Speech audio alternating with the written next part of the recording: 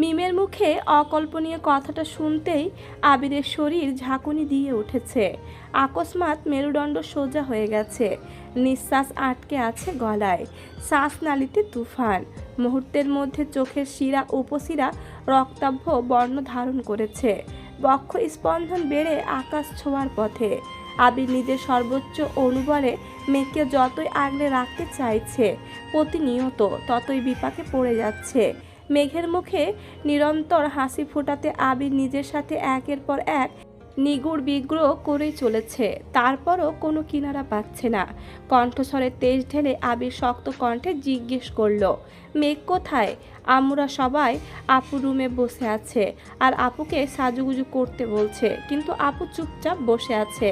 আবির চোখ বন্ধ করে জোরে শ্বাস টেনে পরপর সর্বশক্তি দিয়ে নিঃশ্বাস ছেড়ে নিজেকে নিরুদ্ধ করার চেষ্টা করলো।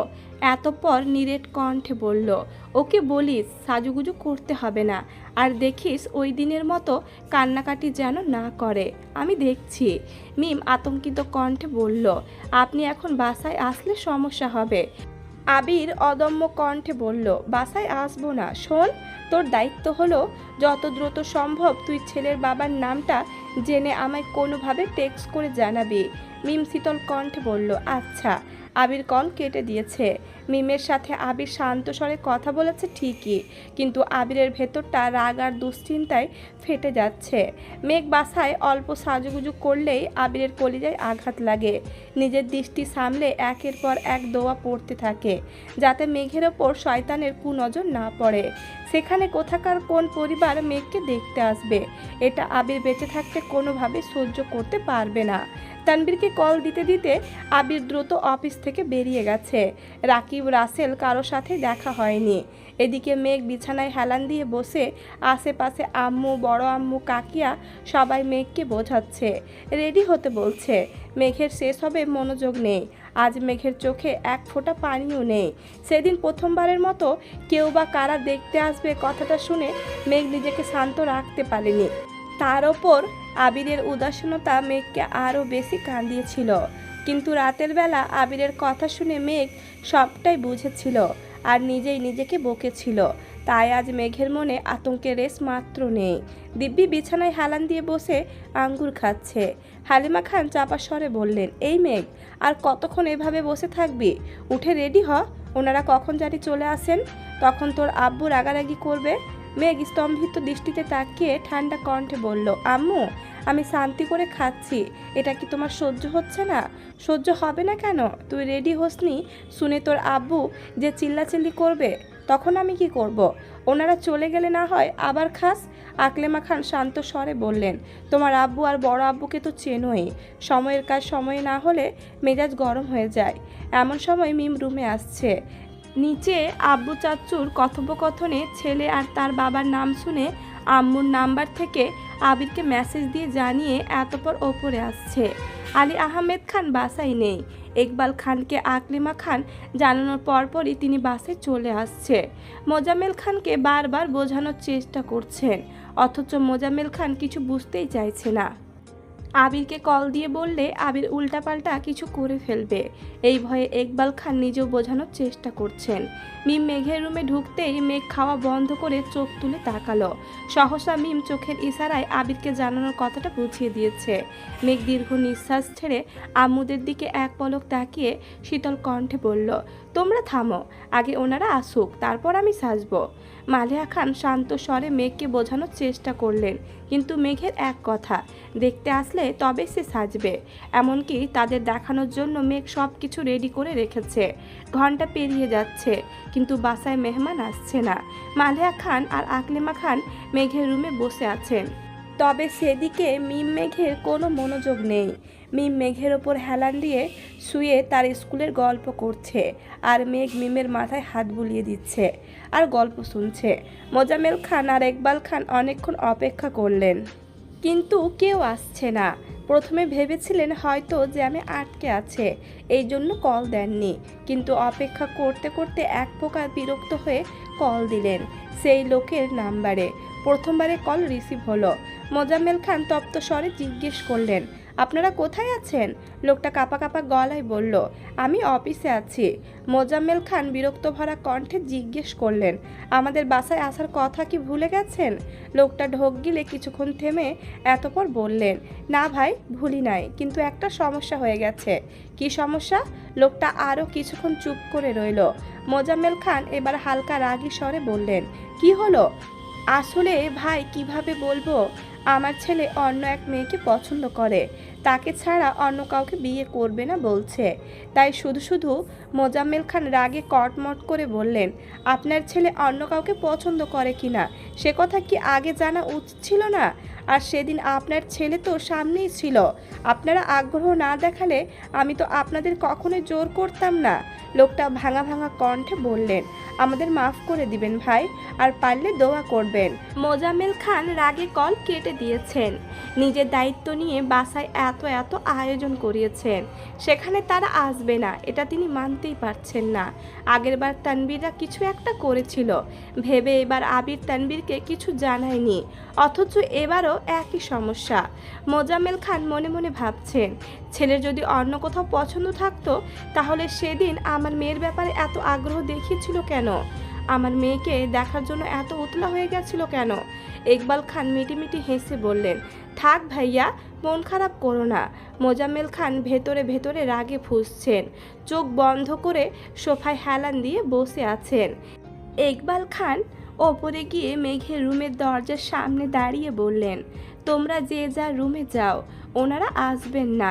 মালিহা খান উদ্বিগ্ন কণ্ঠে শোধালেন, আসবেন না কেন?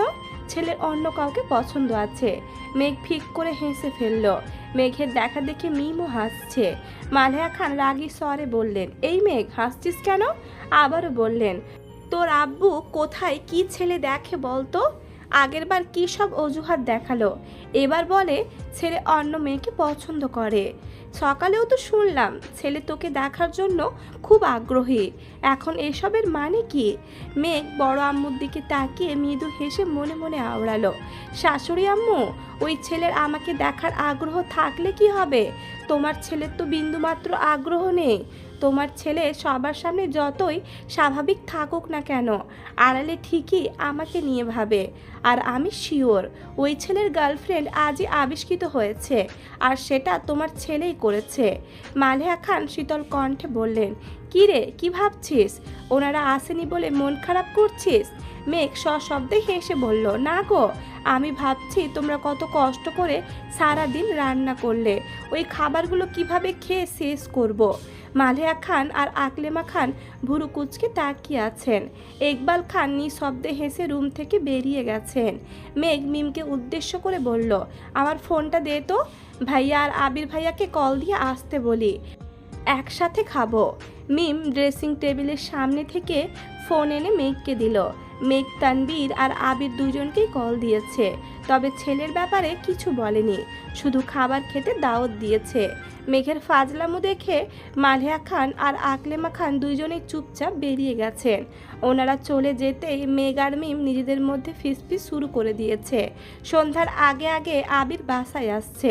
পরনে ছাই রঙের শার্টের হাতা কনুই অবধি ফোল্ড করা, বুকের ওপরের বোতামটা খোলা, চুলগুলো অগোছালো, শ্যামবর্ণের চেহারা ঘামে চিকচিক করছে।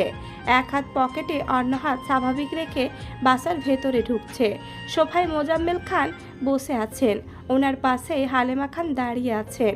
মোজাম্মেল খান অতর্কিতে নিজের মনের ভেতরের ক্ষোভ প্রকাশ করছেন, আর হালেমা খান চুপচাপ দাঁড়িয়ে সেই সব শুনছেন।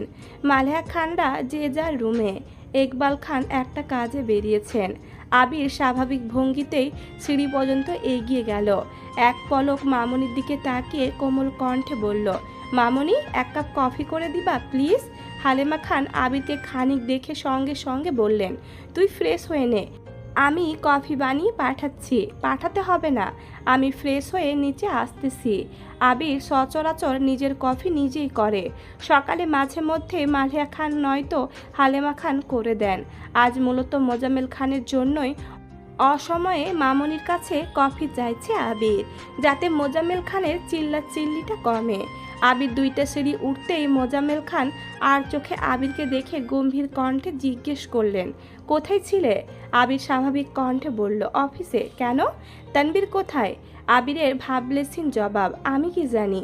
মোজাম্মেল খান সূক্ষ্ম নেত্রে আবিরের দিকে তাকিয়ে আছেন। আবির মৃদু হেসে বলল, আমি কি যাব চাচু? যাও। হালেমা খান কফি করতে রান্নাঘরে চলে গেছেন। মোজাম্মেল খান সোফায় চোখ বন্ধ করে বসে আছেন। আবিরের কথাবার্তা খুব স্বাভাবিক, সন্দেহজনক কিছুই চোখে পড়েনি। তানবীর জানলে এতক্ষণে সে অবশ্যই রিয়েক্ট করত, অথচ তানবীরও এখন পর্যন্ত শান্ত।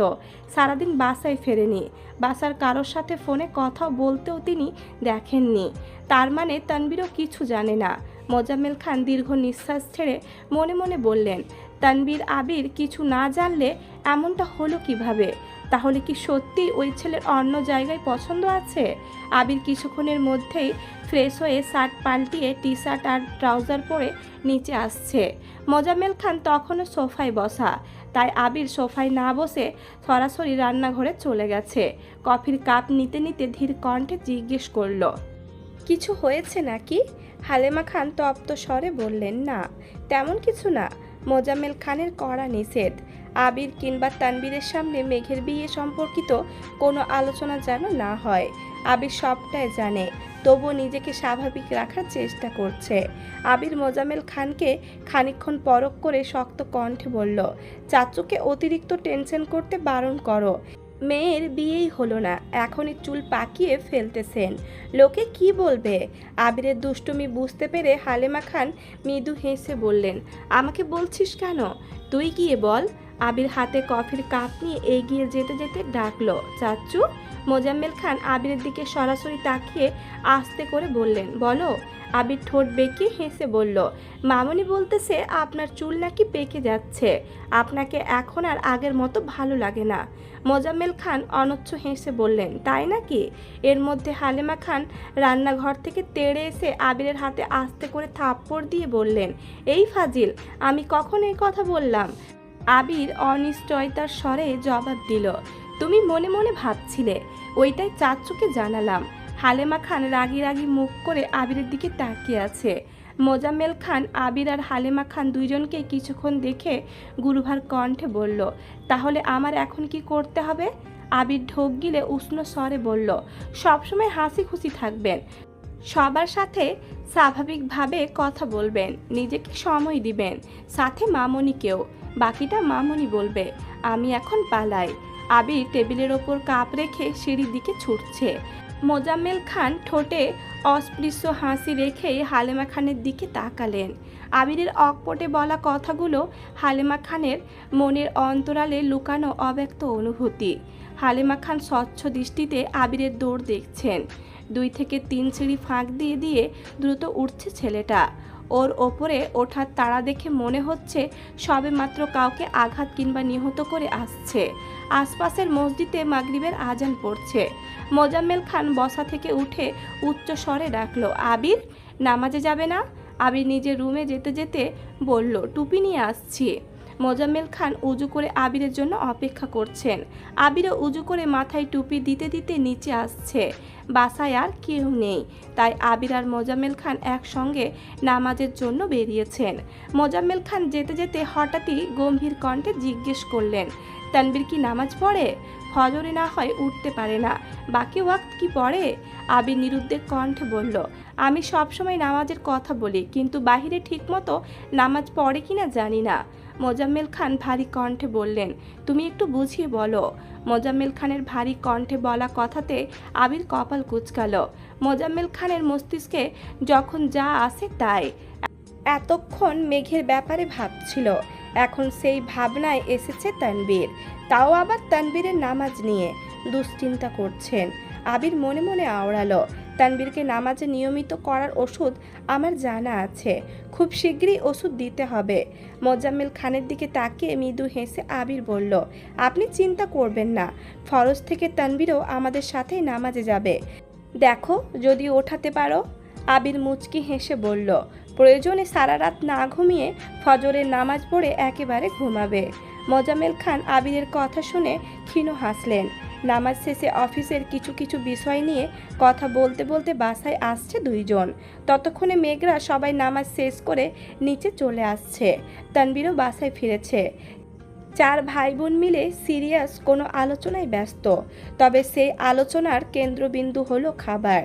আবির আর মোজাম্মেল খানকে একসঙ্গে বাসায় ঢুকতে দেখে তানবীর ভুরু কুঁচকালো। সচরাচর সবাই একসঙ্গে নামাজে গেলে আলী আহমেদ খান আর মোজাম্মেল খান সামনে গল্প করতে করতে চলে যান। পেছনে আবির, তানবীর আর ইকবাল খান টুকিটাকি কথা বলে। তানবীর না থাকলে আবির আর ইকবাল খান একসঙ্গে যান। তবে এই প্রথমবার বাসায় কেউ না থাকাতে আবির আর তানবীরের আব্বু একসঙ্গে বাসায় আসছে, তবু এমন একটা দিনে। আবিররা আসতেই মেঘ ঘাড় ঘুরিয়ে আবিরকে দেখে নিল।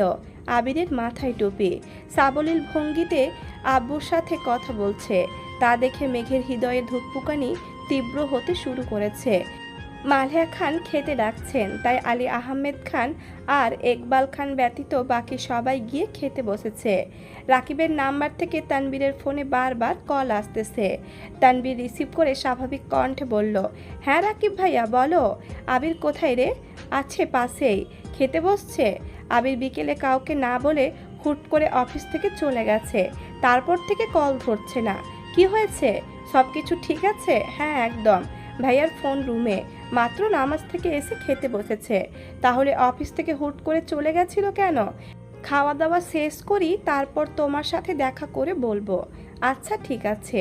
সবাই সবার মতো খাচ্ছে, কারো মুখেই প্রয়োজনের বাহিরে কোনো কথা নেই।